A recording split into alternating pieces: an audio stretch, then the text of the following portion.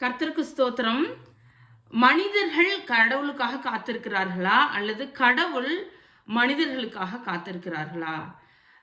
ஒரு வசனத்தை நான் வாசிக்கிறேன். ஏசாயா 30வது அதிகாரம் 18வது வசனம்.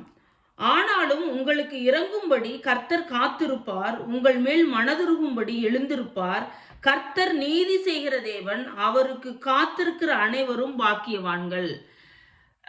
மனிதர்களை படைத்த அந்த கடவுள் கூட மனிதர்களுக்காக காத்திருக்கிறாராம்.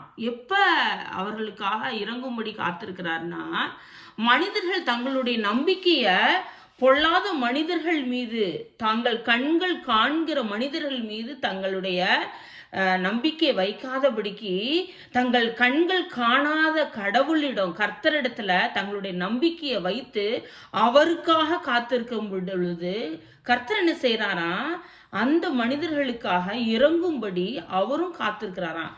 நான் எப்ப போய் அவனுக்கு ஒரு இரக்கம் செய்வேன், நான் இந்த டைம்ல போய் அவனுக்கு இரக்கம் செய்யலாமா அப்படின்னு சொல்லிட்டு ஆண்டவர் அவர்களுக்கு இறங்கும்படி வெயிட் பண்ணுகிறாருன்னு சொல்லி ஏசாயா 30வது அதிகாரம் 18வது வசனம் சொல்லுது.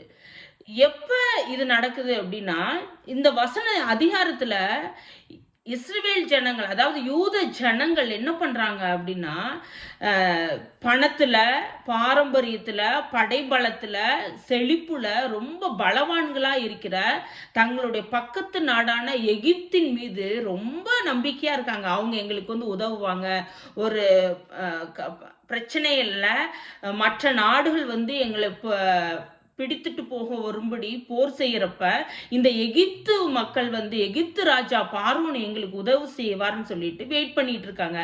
அப்பொழுதுதான் கர்த்தருடைய வார்த்தை வருது, யூதாவே நீ எகிப்து மேல நீ நம்பிக்கை வைக்கிற, ஆனா என் மேல நீ நம்பிக்கை வைக்கல. ஒருவேளை நீ என் மேல நம்பிக்கை வைக்கிற சமயத்துல எனக்காக காத்துட்டு இருக்கிறப்ப நான் உனக்கு இறங்கும்படி காத்திருப்பேன்னு சொல்லி கர்த்தர் வாக்கு பண்ணுகிறார்.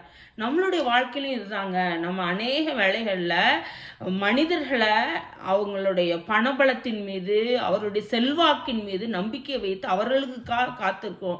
ஆனா ஒருவேளை அதுல இருந்து நம்ம மனம் திரும்பி கர்த்தர் எனக்கு இறங்குவார், கர்த்தர் எனக்கு இந்த காரியத்தில் எனக்கு ஒரு நியாயம் செய்வார்னு சொல்லி கர்த்தருக்காக காத்திருக்கிறப்ப, நம்பிக்கையோட காத்திருக்கிறப்ப கர்த்தர் நமக்கு இறங்குவார். இறங்குவதற்காக காத்து கொண்டிருக்கிறார். இந்த வசனம் நம்மளிடத்துல கிரியை செய்யட்டும். ஆமீன்.